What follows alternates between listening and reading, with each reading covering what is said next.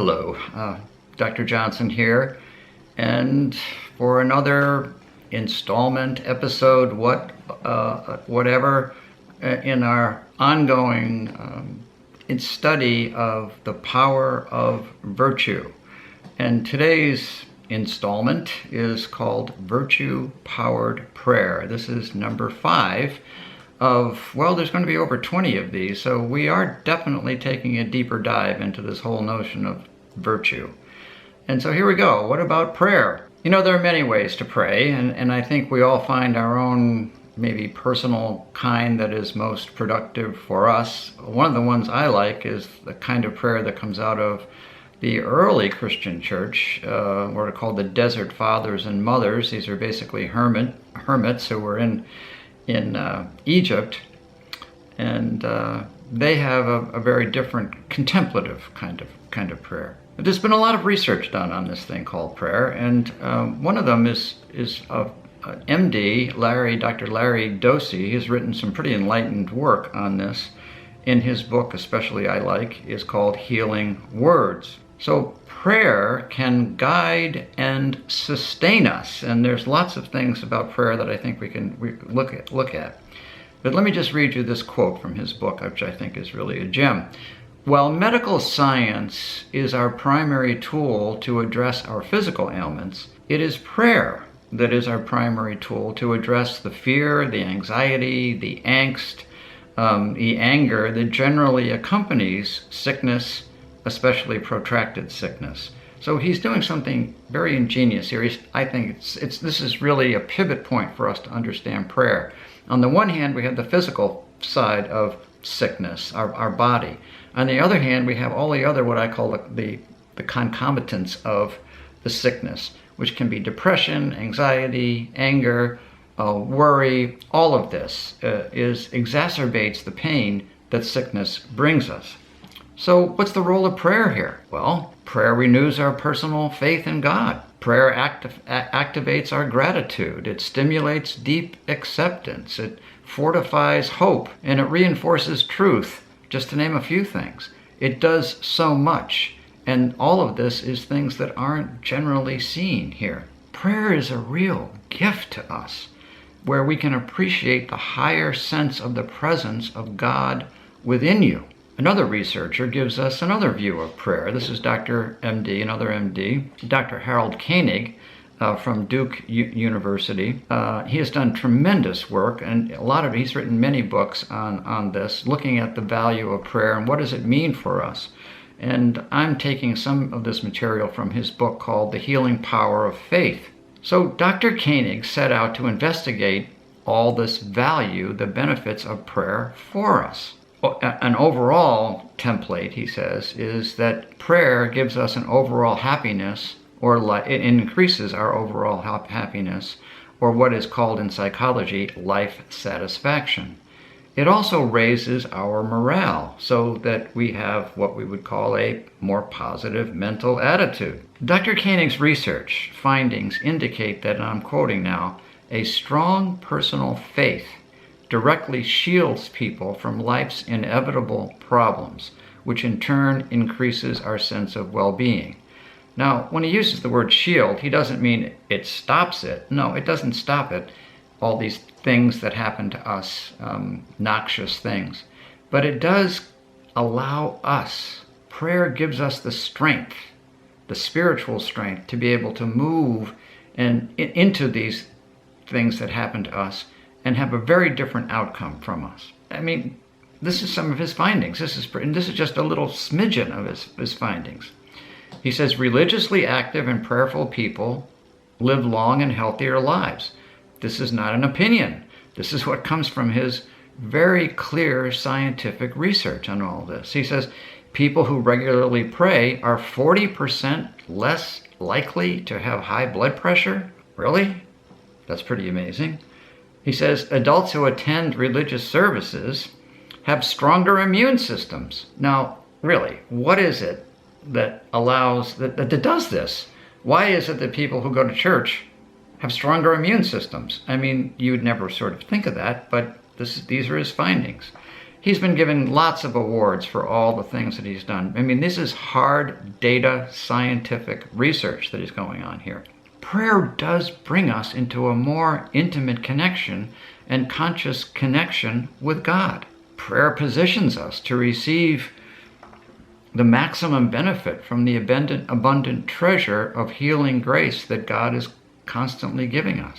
Prayer re-energizes a heart that's grown limp, a mind that's grown dim and perhaps lazy, and a spirit that's grown or devolved into lack of inspiration. Prayer enlists our signature virtue strengths. This is what we're talking about.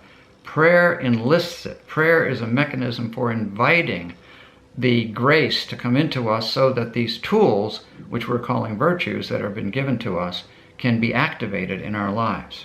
In our virtue strength healing model, suffering enters our personality through the shadows and the compulsions. These are the shadows and compulsions of our 6 signature spiritual strengths, which we'll talk about in a little bit. Other characteristics of prayer. Prayer, this is a section I want to get into here, is a difference differentiating between what I call curing prayer and what I call healing prayer. So curing prayer is basically wanting our sickness, whatever it might be in body, mind, or spirit, to just go away. Curing prayer is actually asking for a miracle. It's asking God to change the course of nature. Well, God has the power to do this, but many times that doesn't happen.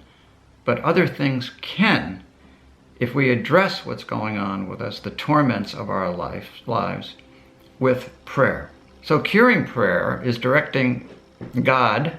Imagine, I mean, think of that. Directing God, really? We're directing God to cure our physical maladies. Whereas healing prayer, on the other hand, is praying to God to give us hope, a virtue, so that we can better handle all the things that are coming our way. Healing prayer asks God that we experience peace, even in the face of terrible maladies. Healing prayer allows us to think new thoughts, perhaps of wisdom, as we address the sickness of body, mind, and spirit that we may be having. Healing prayer circles yourself and the people you love, spouse, children, friends, whoever, with a new courage that they are able to face what's going on with them. And as we look out on our political landscape, our governmental landscape, which is rather divisive at this point, what's the role of healing prayer there? Well, healing prayer asks God for inspiration in our citizens so that we can together find perseverance and we can move towards peace and trust in God. So the role of virtue changes our beliefs about the problems we see. Virtue shifts our perceptions about curing versus healing.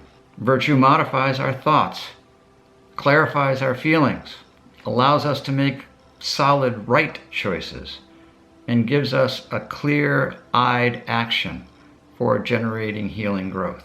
Through prayer we can, and through virtue enlisting prayer, we can find true happiness in this world.